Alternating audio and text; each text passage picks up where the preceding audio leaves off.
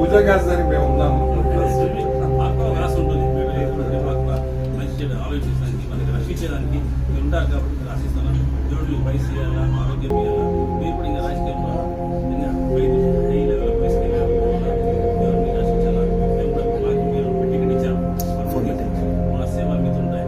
మీరు మా చెప్తున్నారు, మేము ఇస్తూ ఉంటాం.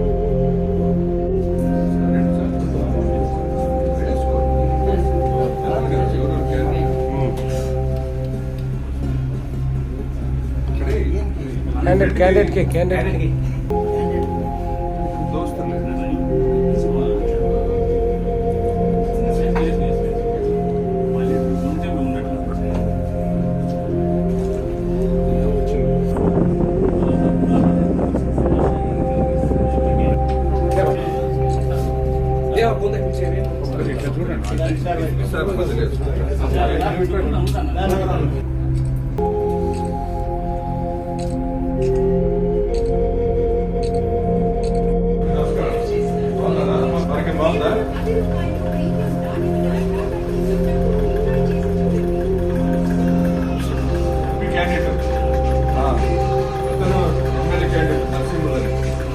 సాహిబ్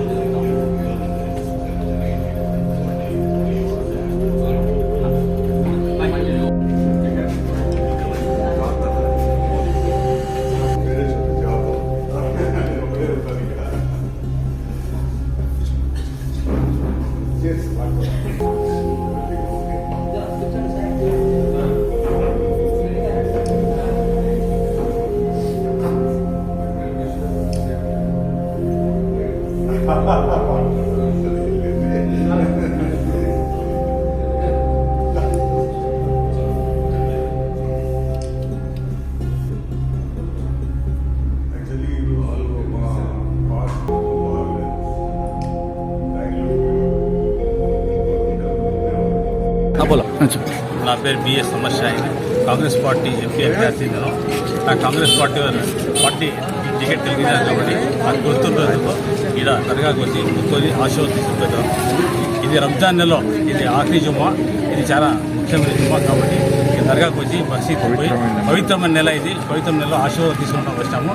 మన కాంగ్రెస్ పార్టీకి గెలిపేలా కేంద్రంలో రాహుల్ గాంధీ ప్రధానమంత్రి కావాలా, మల్లికార్జున ఖార్గే నాయకత్వంలో, సోనియా గాంధీ నాయకత్వంలో కాంగ్రెస్ పార్టీ ముందుకు పోవాలా.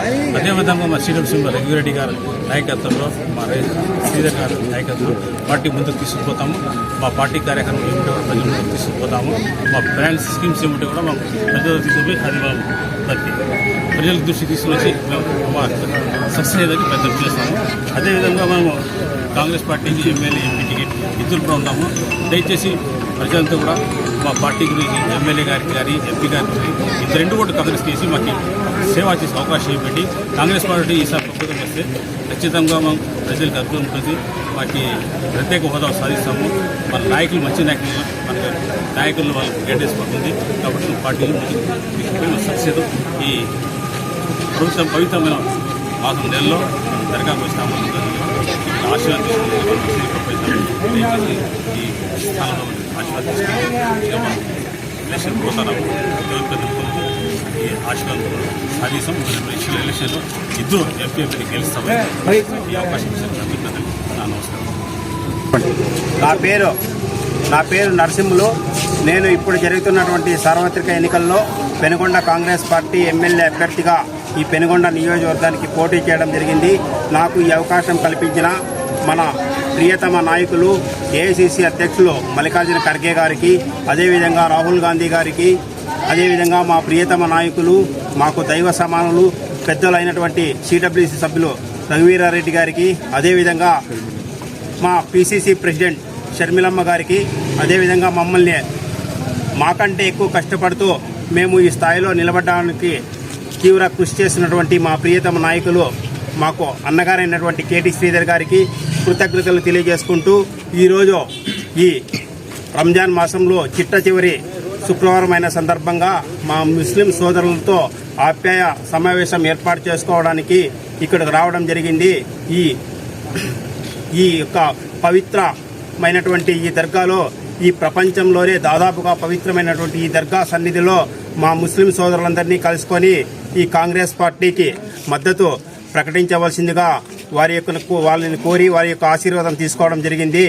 ఈ భారతదేశంలో కాంగ్రెస్ పార్టీ లేకపోవడం వల్ల ఈ 10 సంవత్సరాల్లో ఈ భారతదేశంలో మైనార్టీ సోదరులు కానీ ఇతరులు కానీ పడినటువంటి ఇబ్బందులన్నీ ఈ ప్రజానికానికి తెలుసు. మోడీ గారు కేవలం ఆయన యొక్క దీంతో ఈ ప్రతిపక్షాలన్నింటినీ బెదిరించి తన యొక్క గుప్పిట్లో పెట్టుకోవడంలో భాగంగా ఈరోజు ఆంధ్రప్రదేశ్లో ఈ 3 పార్టీలు జగన్, పవన్, అదేవిధంగా చంద్రబాబు ముగ్గురిని వాళ్ళని బెదిరించి వాళ్ళ కంట్రోల్లో పెట్టుకోవడం జరుగుతోంది. ఈడీ అలాంటివన్నీ ఉపయోగించి వాళ్ళపైన భయపడి వాళ్లకు వీరు లొంగిపోవడం జరిగింది. ఆంధ్ర రాష్ట్ర ప్రజలు మన యొక్క తెలుగువారి ఆత్మగౌరవాన్ని తాకట్టు పెట్టకుండా కేవలం ఆంధ్ర రాష్ట్ర ప్రజల కోసం పోరాడేటువంటి ఏకైక పార్టీ కాంగ్రెస్ పార్టీ.